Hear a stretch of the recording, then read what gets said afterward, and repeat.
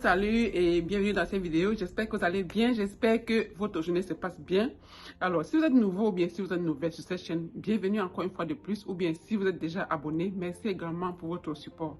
Moi, je suis Joseph Edjo, je suis entrepreneur et sur cette chaîne, on parle business, on parle également finance, surtout si vous êtes aux États-Unis. Donc, je vous aide à augmenter votre crédit score, je vous aide à tirer profit de ces systèmes qui offrent vraiment davantage, surtout aux entrepreneurs, à ceux qui vivent aux États-Unis et qui sont entrepreneurs. Donc, je vous aide à comprendre le système et à utiliser ce système pour construire votre business, pour lancer vos business. Parce que, laissez-moi vous dire, aux États-Unis, le système est tellement avantageux, surtout pour ceux qui entreprennent. Ok? Donc, si vous n'êtes pas abonné, abonnez-vous, restez jusqu'à la fin parce que je sais que vous allez aimer ces vidéos. Partagez-la également si vous avez des connaissances aux États-Unis ou bien si vous-même vous avez l'intention d'immigrer aux États-Unis, cette vidéo est pour vous. C'est tout.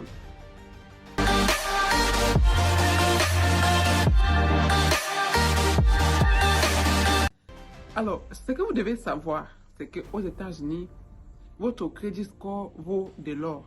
Votre crédit score vaut plus que le cash que vous avez. Ok, je m'explique.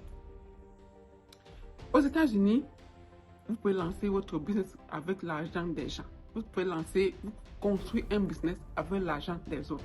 Mais cependant, il faut avoir la stratégie. Il faut avoir la stratégie pour comprendre déjà comment ça fonctionne et pour ensuite appliquer pour ces crédits-là pour pouvoir lancer vos business, pour pouvoir peut-être booster votre business si vous êtes déjà dans le business. Parce qu'en tant qu'entrepreneur, vous avez toujours besoin d'argent. Donc, je partage mon expérience avec vous. Donc, je suis arrivée ici en 2016 et quand je venais, mon mari était déjà là et je suis venue avec la famille et donc on est resté en location, on est resté en appartement et plus tard, 2 ans après, c'est-à-dire en 2018, on a voulu prendre la maison. Et donc, on s'est rendu chez une dame qui vendait les maisons en fait et on a pris les renseignements pour la maison. Et la première chose que la femme m'a demandé, elle m'a demandé mon crédit score. Elle m'a dit, est-ce que tu connais ton crédit, combien est-ce que tu as comme crédit score? Et du coup, ça m'a... En fait, je ne comprenais même pas déjà ce que c'est que le crédit score à l'époque.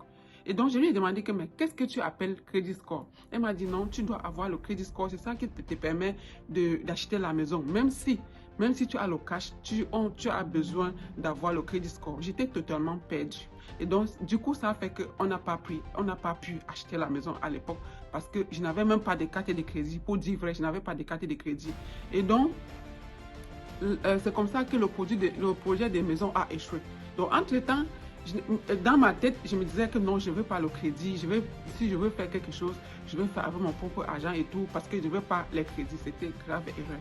Et donc, c'est comme ça que j'ai même mon premier business, j'ai ouvert avec les fonds propres, avec mon cash, comme ça. Et puis, dans ma tête, je me disais que j'étais en train de bien faire, que j'étais en train de fuir la dette. J'étais en train de fuir le crédit, mais j'avais fait une grosse bêtise. Mais j'ai quand même appris de la leçon. Donc, c'est à ce moment-là que la dame m'a dit, même si tu avais le cash, toi et ton mari, si vous aviez le cash là maintenant, je ne peux pas vous vendre la maison parce que vous avez besoin de votre crédit score. On doit voir votre comportement avec l'argent, c'est à travers le crédit score. On doit voir comment fonctionnent vos finances, comment vous faites avec l'argent. Et donc, ça m'a mis une puce à l'oreille parce que je n'avais jamais imaginé ça. Bien que les gens parlaient du crédit autour de moi, mais en fait, c'était banal en fait. Et je ne comprenais même pas le fond. Donc, elle nous a dit, même si vous avez le cash là maintenant, je ne peux pas vous vendre la maison. Pourquoi? Parce que acheter la maison, on ne se lève pas seulement pour aller acheter. Il y a un processus. Et la première étape de ce processus, c'est d'abord checker voir si vous êtes d'abord préqualifié.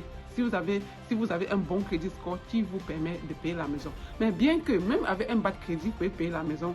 Mais c'est par là-bas que ça commence. Et je n'avais rien de tout ça, ok? Je n'avais rien de tout ça. Parce que dans ma tête, je me disais que non, si je veux faire ma chose, je vais prendre mon cash, je fais ma chose, je quitte derrière les problèmes, je ne veux pas les problèmes, alors que ce n'était pas ça. C'était pas ça le système, je ne comprenais pas le système. Mais c'est bien plus longtemps que moi-même dans mon business, dans mes recherches et tout, j'ai compris que j'avais fait une erreur, grave erreur.